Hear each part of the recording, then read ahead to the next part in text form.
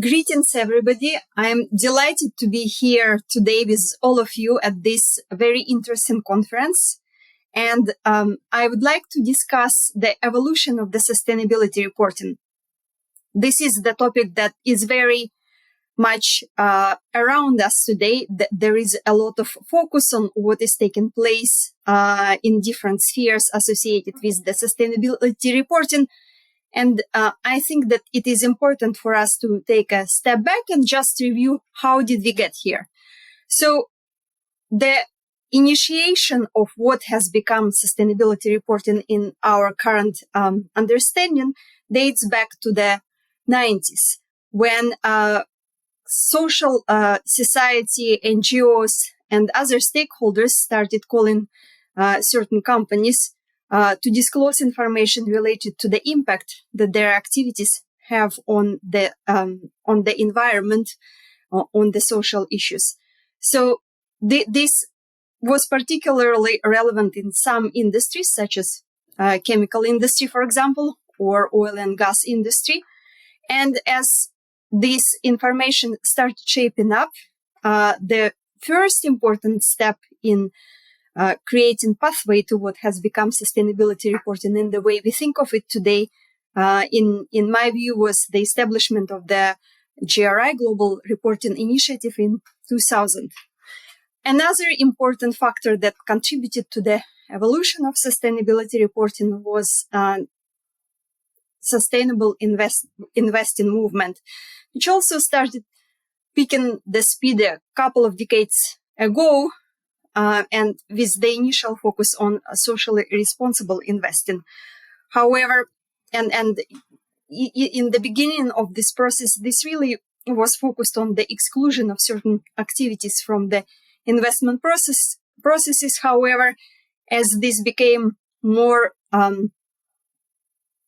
complex and more comprehensive, as understanding of what type of sustainable investment would create the bigger impact on society and will matter for the company has evolved, there was the growing understanding that we really cannot go beyond certain point unless we will have the information, the harmonized, homogeneous, high quality information that would be coming from different companies, that would be made available to the markets in the timely manner, in such way that different stakeholders will be able to act upon this and to use this new kind of information to shift financial flows towards achievement of certain objectives.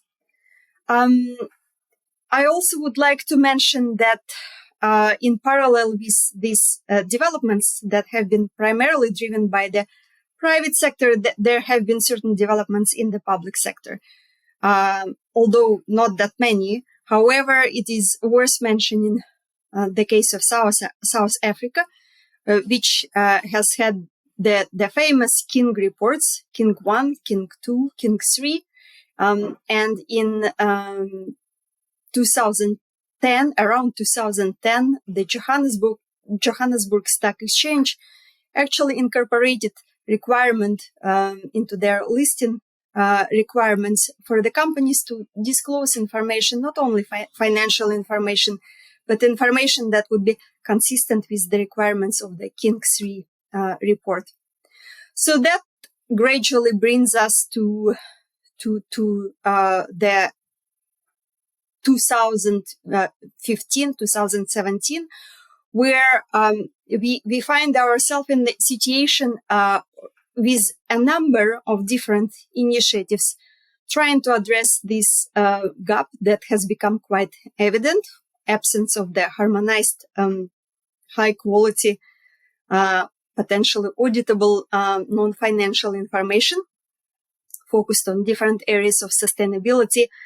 And a few key players that are worth mentioning, of course, are the TCFD, SASB, the same GRI that I have mentioned before.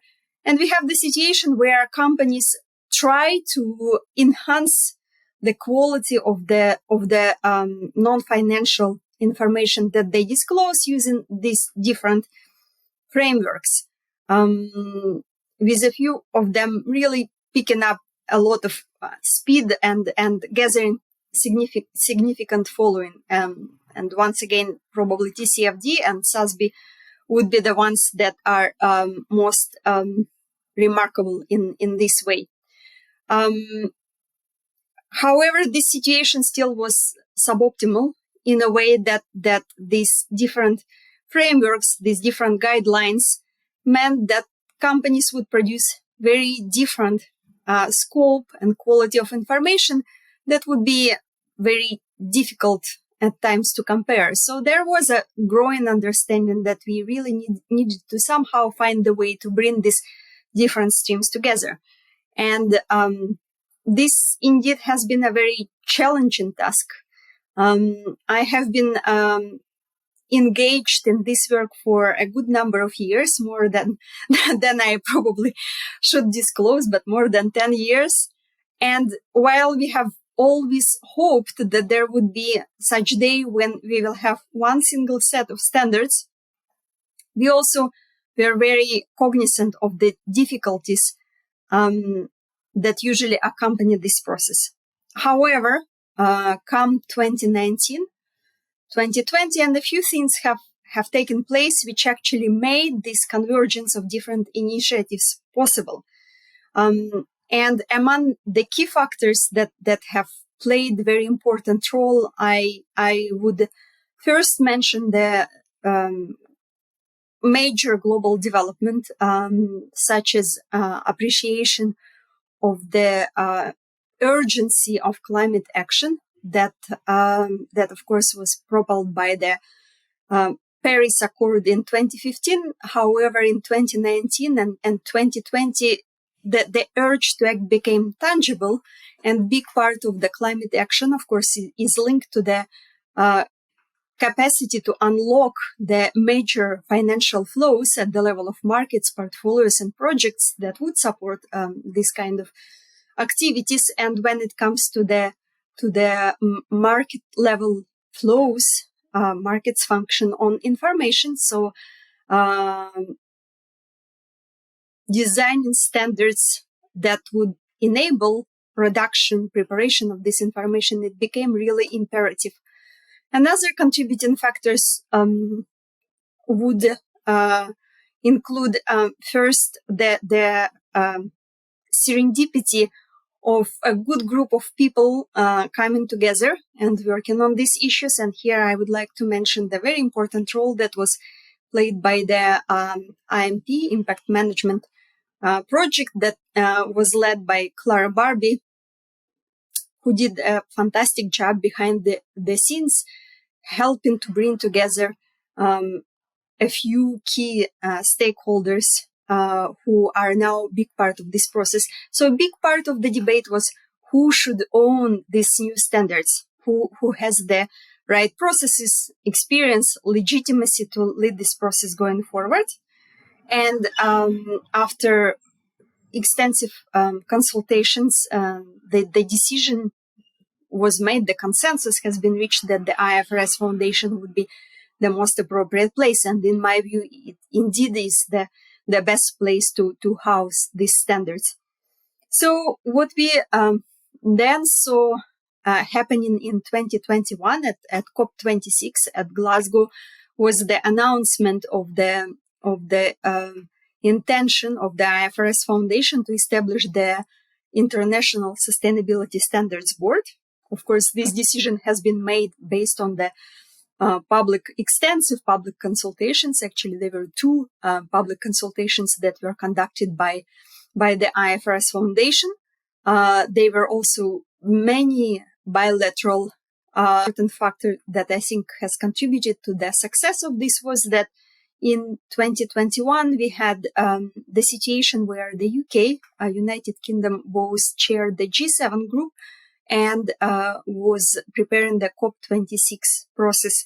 So, and both of these processes were used as important channels to to put together needed action. So in the lead up to the establishment of the ISSB, we actually had both the G7 leaders and the G20 leaders, G20 ministers of finance, in 2020 and 2021, expressing strong support explicitly to the ISSB and the IFRS Foundation work. So this really the establishment of the ISSB, it's a tip of the iceberg that we all see, but it represents a major culmination of huge effort of many people working together and trying to find the compromise. And there are many that I'm not mentioning, but of course we should remember that SASB and SASB's leadership willingness to support and to be part of this global process, of course, was also critical to the success that we are seeing now. So where do we stand now? We are now facing a very incredibly interesting moment in the history of the global capital markets, when the new standards are being developed. So we now have actually 3 parallel initiatives which are critically important for this process taking place.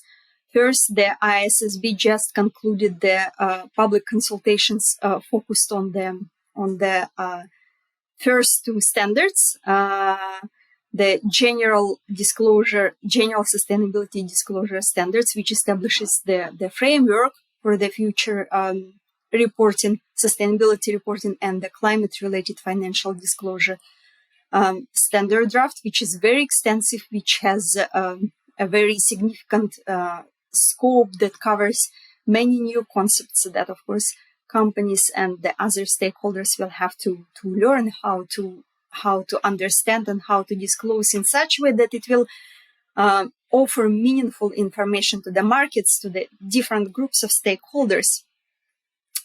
Because as you can appreciate, it's not enough just to disclose the information. You also need to make sure that potential stakeholders would be able to use this information and to use it in the right way.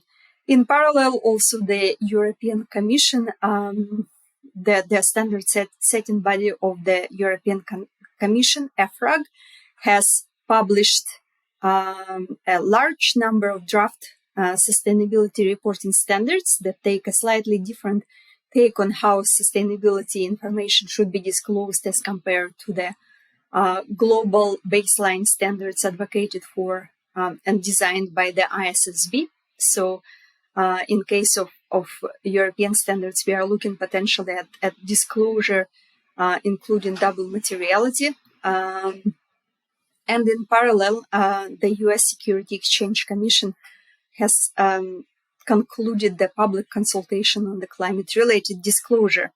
So this is also a very important point for all of you to understand that development of a standard is just the beginning of the process.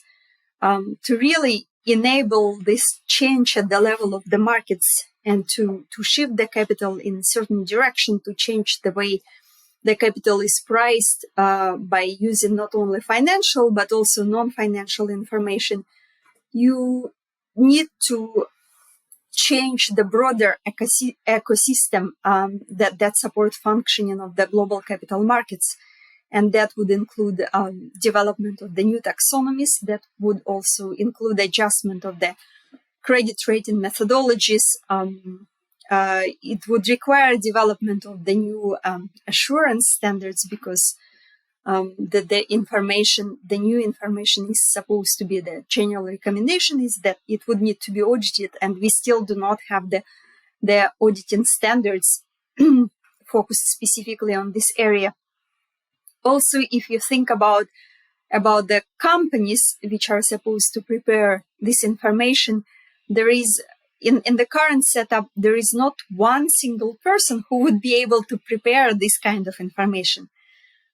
because we are now looking at combination of financial and non-financial information.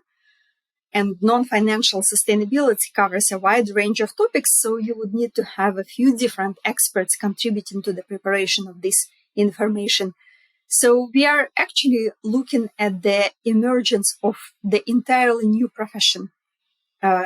We are looking at the gap that needs to be filled with professionals who would also be able to both understand how the financial global capital markets function and how information produced by the companies is being used, but would also be able to incorporate a few different dimensions that are not linked to the financial data, and that would take time, and it would require a concerted effort on parts of the companies, of educators, of governments.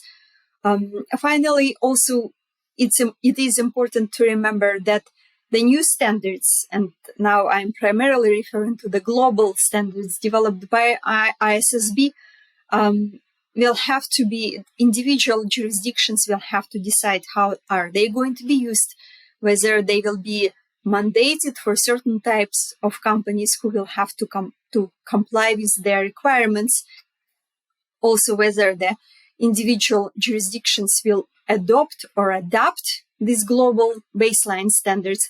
So these are very big decisions that we are looking at that will have to take place in individual countries once the new standards are published. And as I have been hearing, the updated expectation is that the first ISSB standards will be published in the early 2023. So this is where we stand. It's a beginning of a major shift at the level of the global capital markets. There is a lot of effort that needs to go into this for all this to happen. And we are still really understanding what exactly this will mean for different stakeholders, what impact it will have on the markets, on the corporations, on the society, on achievement of the broader global objectives, such as the ones linked to the achievement of the Paris Climate Accord agreements, as well as other dimensions that we cannot yet even describe properly because we have not yet gotten there. May I interrupt with a question? What will parallel development of the three disclosure systems, global, EU and US, mean for capital markets? So yes, thank you very much for this question.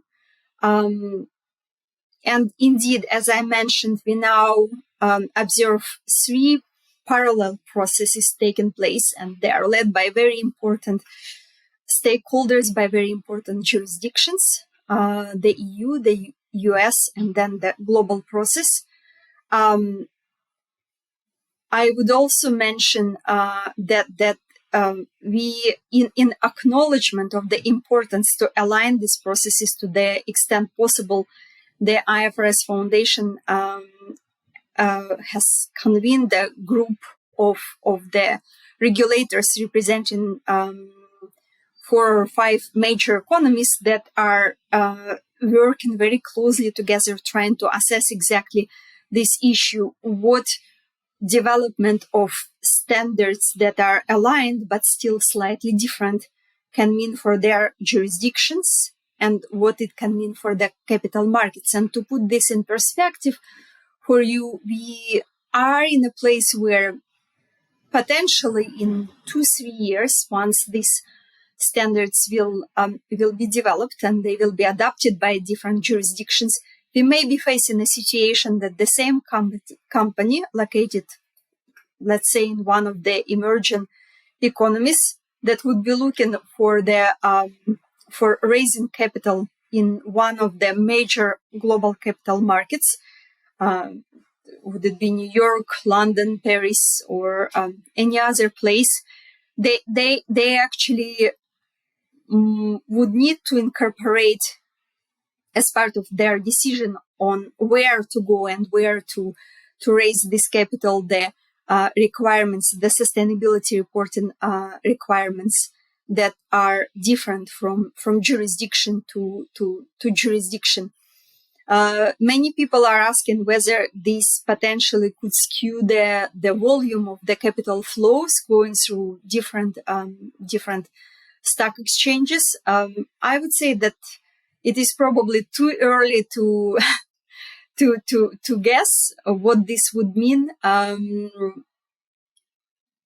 because the standards have not yet been finalized, but this is certainly something to consider.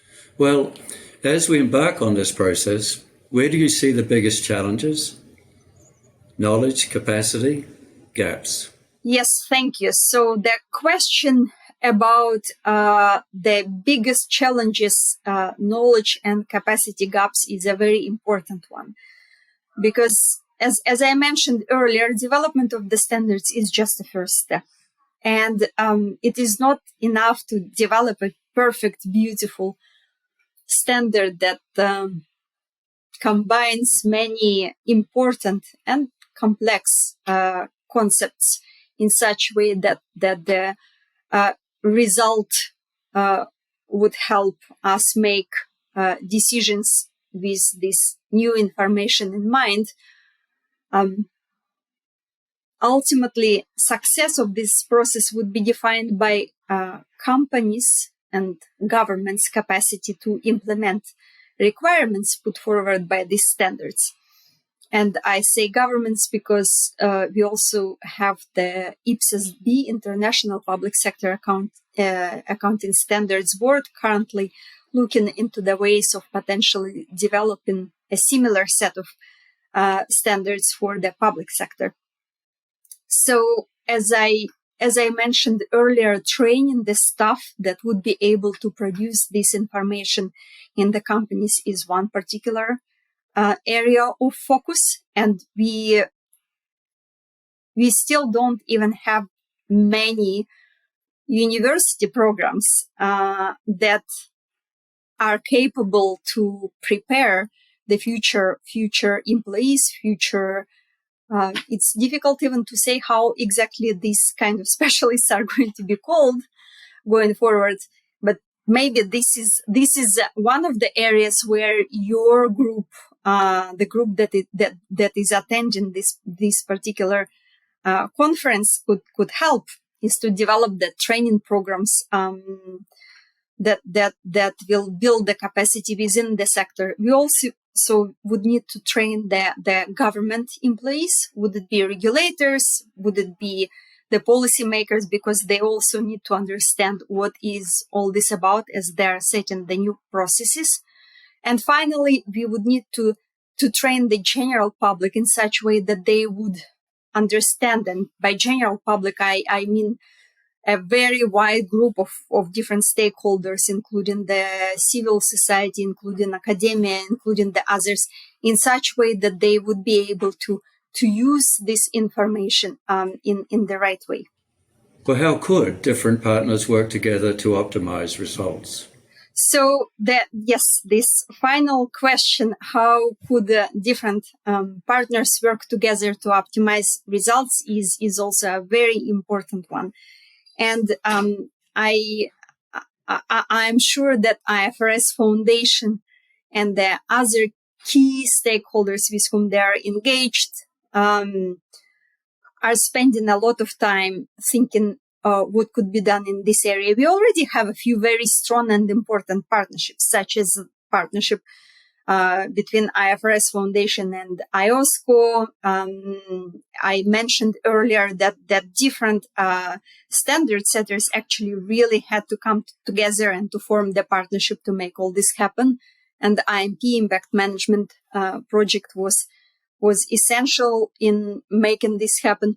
We also have a very strong process that is led by the G20 Sustainable Finance Working Group, which is focused on the establishment of the sustainable finance roadmap, which looks at a number of different issues, including the issue of what reforms are needed at the level of the global capital markets, and which brings together different knowledge partners, government organizations, etc.